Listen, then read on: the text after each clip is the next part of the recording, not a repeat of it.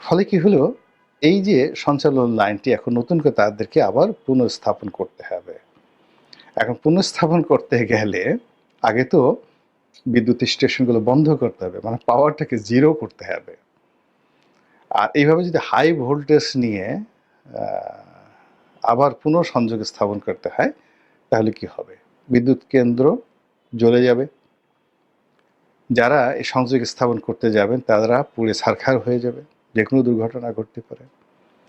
তো যার জন্য এরকম একটা হাই ভোল্টেজ নিয়ে হঠাৎ করে এই সঞ্চালন লাইনটা, আগে যেটা এর সঙ্গে বিশ ছিল, বিশ সঙ্গে সির ছিল, এখন এটা যদি এর সঙ্গে সির হয়ে যায়, সির সঙ্গে ডির হয়ে যায়, যারা জ্যামিতি মানে বা চতুর্ভুজ কিংবা যারা বর্গক্ষেত্র এগুলো নিয়ে লেখাপড়া করেছেন, তারা সেই ত্রিভুজ, চতুর্ভুজ, রম্বস, এদের কৌণিক দূরত্ব এবং সেখানে অ্যাঙ্গেল, এখানে এ বি সি ডি, এগুলোর বিভিন্ন বাহুর যে যোগাযোগ, এই সম্পর্কে আপনারা খুব ভালো করে জানেন। এখন তদ্রূপ ডক্টর মোহাম্মদ ইউনূসের সঙ্গে এই সময়টাতে একেবারে রিয়েলিটি, সাদামাটা কথা যদি বলি, তাহলে ক্যান্টনমেন্টের সাথে সম্পর্ক ভালো যাচ্ছিল না। সেই দিক থেকে অনেকে বলার চেষ্টা করছিলেন যে ক্যান্টনমেন্টের একটি অংশ হয়তো ভারতকে সমর্থন জানায়, আরেকটি অংশ জামাতকে সমর্থন জানায়, আর জামাতকে যারা সমর্থন জানায় তারা মূলত ডক্টর মোহাম্মদ ইউনূসের শুভার্থী। কারা জানে কি জানে আমি জানি না, বাট এইভাবে কিন্তু কথাবার্তা হচ্ছে।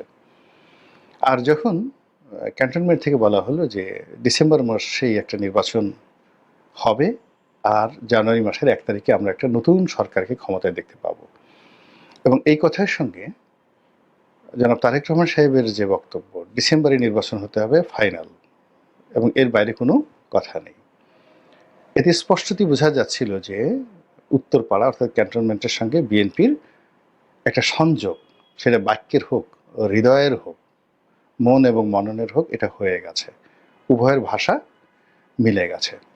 তো যখন উভয়ের ভাষা মিলে গেছে তখন সেখানে আরেকটি সংযোগ, সেটা অবশ্যই ছিন্ন হয়ে গেছে।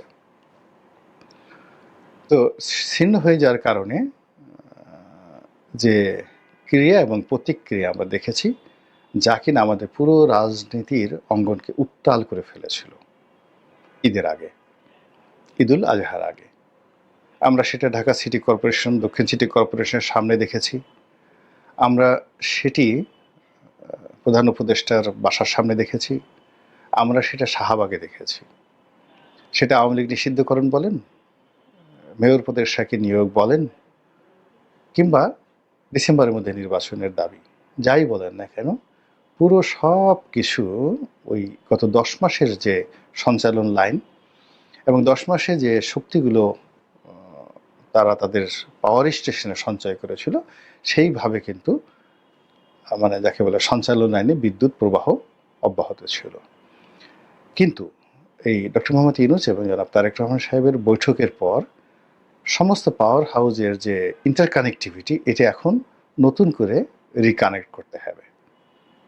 এখন সেই রিকানেকশন করতে গিয়ে কার সঙ্গে কার সম্পর্ক হবে, এটা এলোমেলো হয়ে গেছে।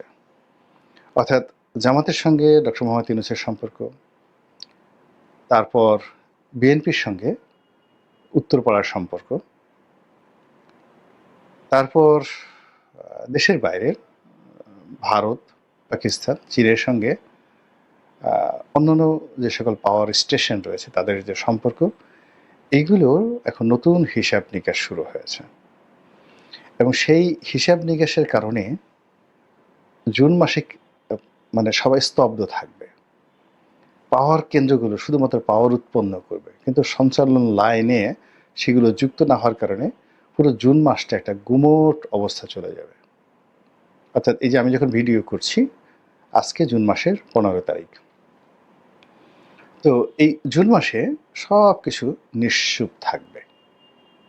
জুলাই মাসে এসে যখন এই পাওয়ার হাউসগুলো তাদের রাষ্ট্র পরিচালনার জন্য, নির্বাচন পরিচালনার জন্য, দেশ চালানোর জন্য একে অপরের সহযোগিতা লাগবে এবং কানেক্টিভিটি লাগবে, এই কানেক্টিভিটি করতে গিয়েই সেখানে ফায়ার, ক্রস ফায়ার, এরপরে সেখানে অন্য যে সকল জিনিসগুলো হবে, যে ট্রান্সমিশন, ক্রস ট্রান্সমিশন, বিদ্যুৎ প্রবাহ এবং এন্টি প্রবাহ, এই সব মিলিয়ে জুলাই মাসটা কি যে হবে আমরা কিন্তু বলতে পারছি না।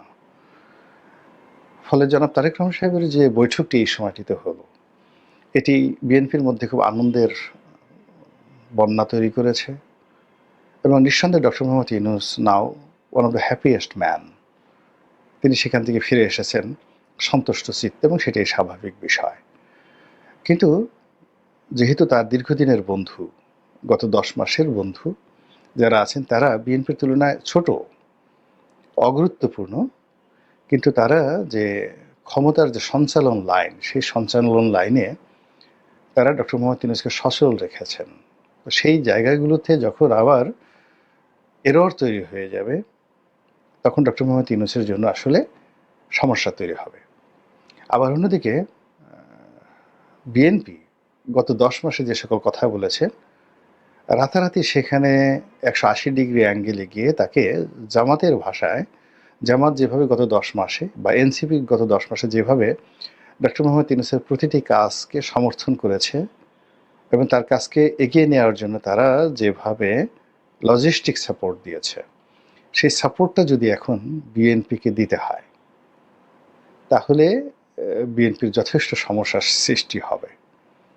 পাবলিক ইমেজ ক্ষুণ্ণ হবে, বদনাম হবে, দুর্নাম হবে এবং আরও অপ্রত্যাশিত অনেক তাদের যে পাওয়ারের সাথে যে কানেক্টিভিটি, সেই কানেক্টিভিটি নষ্ট হয়ে যাবে।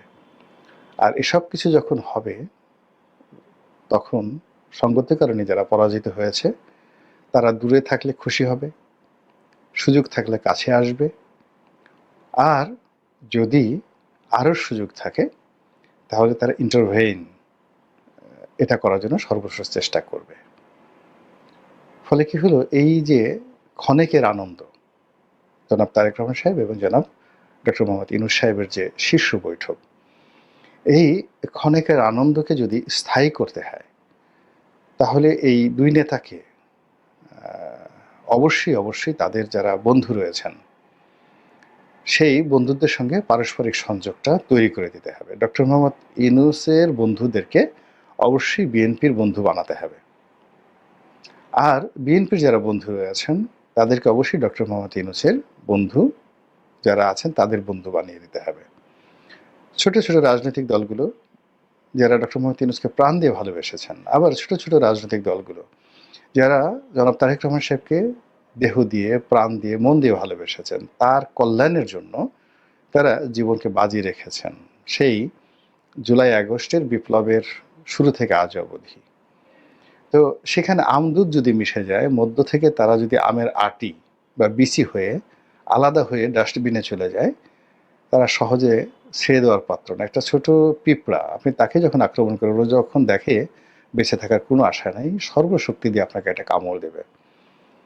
তো সেই দিক থেকে বন্ধুদের যে কামড়, এটা উভয় নেতার জন্য এবং উভয় নেতার যে ক্ষমতার পাওয়ার হাউজে রয়েছে, সেই পাওয়ার হাউজের জন্য খুবই ক্ষতিকর। এর কারণ হলো, বন্ধুরা বা পারিবারিক যারা লোকজন রয়েছে, তারা একটি পাওয়ার স্টেশনের যে সার্কিটগুলো রয়েছে তারা চিনেন, সংযোগগুলো তারা খুব ভালো করে জানেন, এবং কিভাবে সেখানে শক্তি উৎপন্ন হচ্ছে, কিভাবে সেটা অ্যাক্টিভ হচ্ছে এবং রিঅ্যাক্টিভ হচ্ছে এবং প্রোঅ্যাক্টিভ হচ্ছে, সেটা বিএনপির ঘনিষ্ঠজন এবং ডক্টর মোহাম্মদ ইউনূস সাহেবের ঘনিষ্ঠজন খুব ভালো করে জানেন। কাজেই এটা যদি একটা নেগোসিয়েশনের জায়গায় না আনা যায়, বন্ধনটা হতে হবে শুধুমাত্র দুই নেতার বন্ধন হলে হবে না, দুটো গোষ্ঠীর এবং দুটো জোটের, আলটিমেটলি দুটো জোট, ডক্টর মোহাম্মদ ইউনূসের জোট এবং বিএনপির জোট, জনাব তারেক রহমান সাহেবের জোট।